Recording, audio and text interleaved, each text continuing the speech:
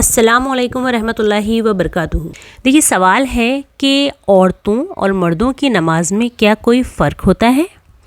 تو دیکھیے وہ لوگ جو یہ بحث کرتے ہیں کہ عورتوں کی نماز مردوں کی نماز سے مختلف ہوتی ہے، عورتیں الگ طریقے سے نماز پڑھیں گی اور مرد الگ طریقے سے نماز پڑھیں گے، تو دیکھیے یہ فرق کہاں سے آ گیا؟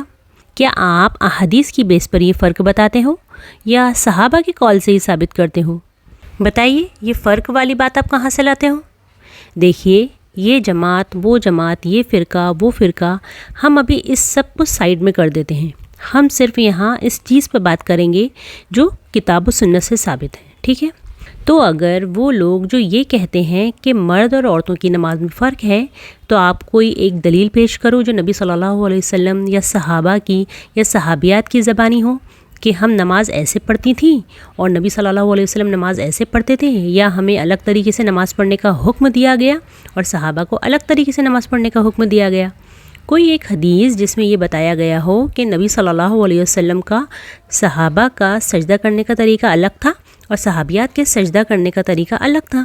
کوئی ایک واقعہ، کوئی ایک اوتھینٹک روایت آپ ثابت کر دیں تو انشاءاللہ عورتیں الگ طریقے سے نماز پڑھنا شروع کر دیں گی، ہے نا؟ دیکھیے قرآن مجید میں کوئی ایسی بات نہیں ہے، نبی صلی اللہ علیہ وسلم نے ایسی کبھی کوئی بات نہیں کہی کہ عورتیں نماز الگ طریقے سے ادا کریں گی اور مرد الگ طریقے سے۔ دیکھیے عورتوں اور مردوں کی نماز میں کوئی فرق نہیں ہے۔ دیکھیے نبی صلی اللہ علیہ وسلم نے فرمایا کہ نماز اسی طرح پڑھو جس طرح مجھے نماز پڑھتے ہوئے دیکھتے ہو، اور یہ حکم مرد اور عورتوں دونوں کے لیے ہے۔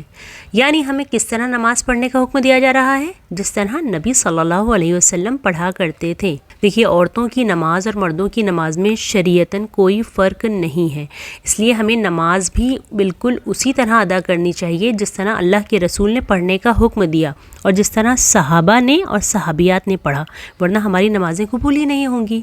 اور یاد رکھیے تکبیر تحریمہ سے لے کر السلام علیکم ورحمۃ اللہ کہنے تک مرد اور عورتوں کی ایک ہی نماز کا طریقہ ہے۔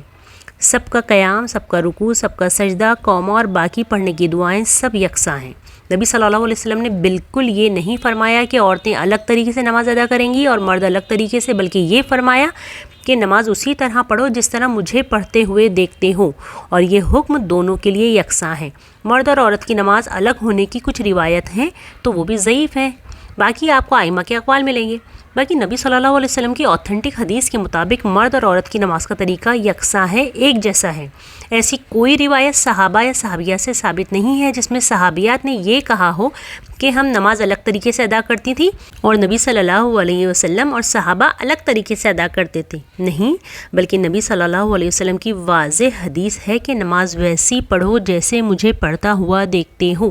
تو بلا وجہ کی بحث کرنے سے بچیں، اور جو نماز کا سنت طریقہ نبی صلی اللہ علیہ وسلم سے ثابت ہے اسی طرح اپنی نمازوں کو بنائیں۔ جزاک اللہ خیرا کثیرا۔